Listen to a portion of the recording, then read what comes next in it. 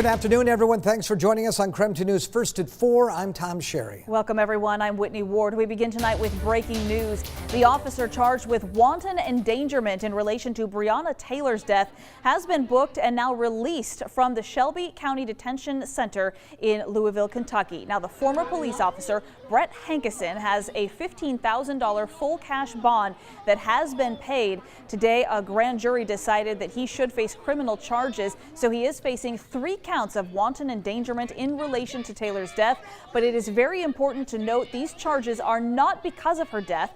After police stormed her apartment on a no-knock warrant looking for her ex-boyfriend, the charges are actually because the officer fired his gun and other people in other apartments could have been injured.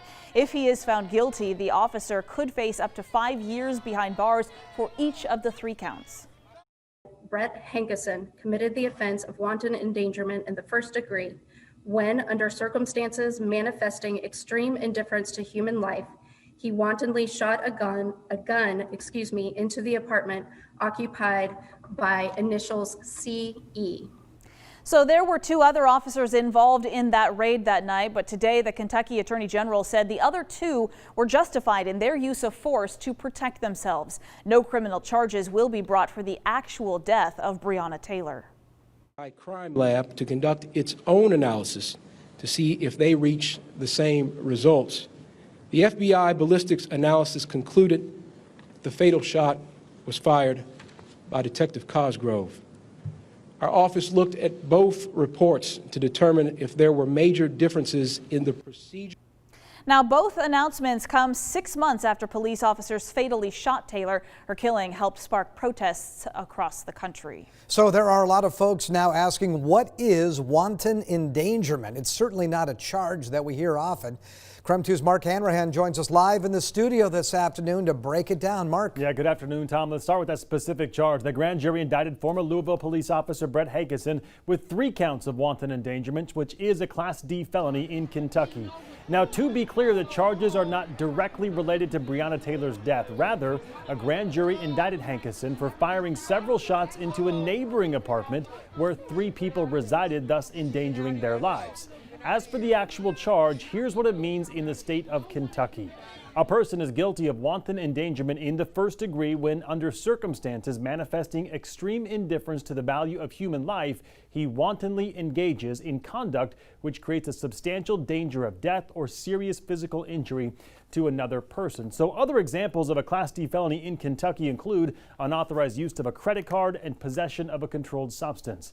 Again, the former officer Hankison faces 3 counts of wanton endangerment. If convicted, he faces a maximum of 5 years in prison for each count. Hankison, as we mentioned, was booked into jail and released about a half an hour later. His bond was set at $15,000. Back to you guys.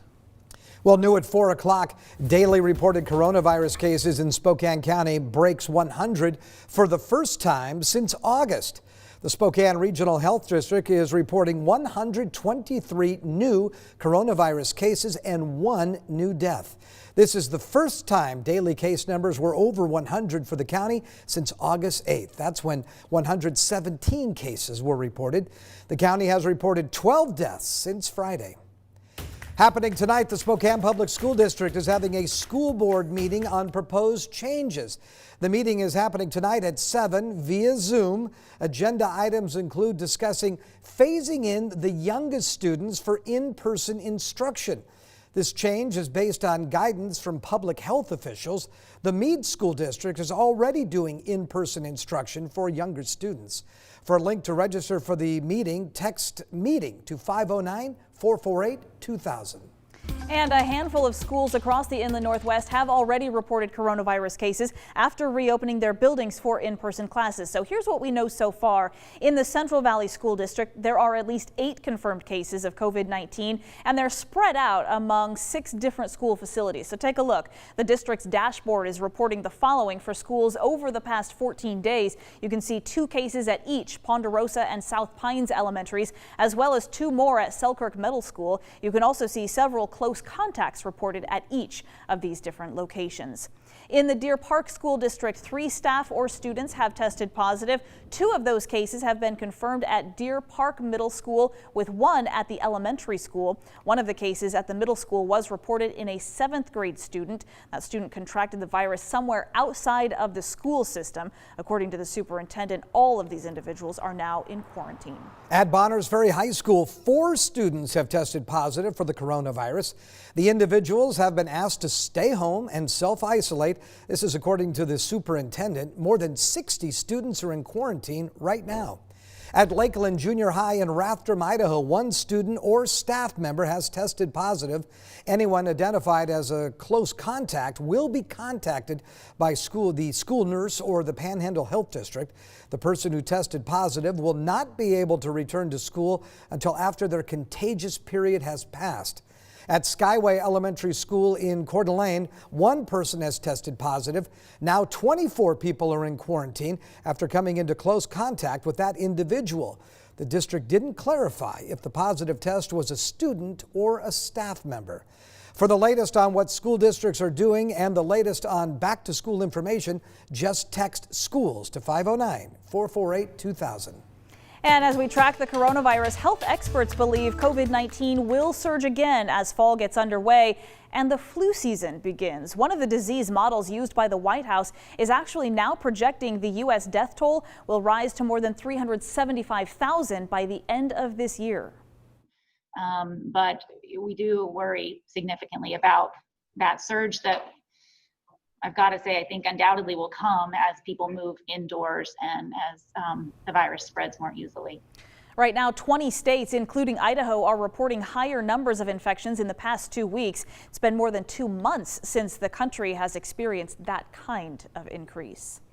Tomorrow, Spokane businesses and nonprofits will be able to access free personal protective equipment to protect against the coronavirus. This is the second PPE distribution from Greater Spokane Incorporated, and it applies to businesses and nonprofits with 49 employees or fewer. Businesses have to sign up first online to qualify. Pickup is tomorrow, and it will run from 9 a.m. to 4 p.m. both days at the Spokane County Fairgrounds. For a link to register, all you have to do is text PPE to 509-448-2000 and we'll send you a link right to your phone. All right, let's switch gears and let's talk to Tom Sherry once again. It certainly felt like a different, more fall-like day today. A little bit of gray skies out there, and you say the rain is coming. And the rain is coming, and that'll be good for our air quality. Here's a live look outside right now. A bit of a haze in the air, and you're saying why? Well, we still have fires burning to the west of us, and we've got that southwesterly breeze right now, so that's beginning to blow it in. We're still in moderate air quality, though. On the AQI, we're now at 54, so that's on the low end of the moderate air quality. I suspect tomorrow and even overnight tonight will drop back down into the good range. Why? Because rain is on the way. Winds are out of the west-southwest at 15 miles per hour, 73 degrees the current temperature. Enjoy the 70s because we won't see them again until maybe Sunday. We'll look for an overnight low of 52. The rain starts around midnight tonight. We'll look for wind and rain at times tomorrow, especially in northern Idaho and northeastern Washington. 67 the expected high. Wind gusts between 25 and 30 miles an hour also expected on Thursday. You know me, I'm always looking ahead to the weekend. Showers will linger into Saturday. It'll still be breezy and 65, and then a pretty nice looking mild day on Sunday. Seasonal high temperatures at 71. On my 7-day forecast, part of next week looks absolutely beautiful. We'll talk more about that coming up in a few minutes. Whitney?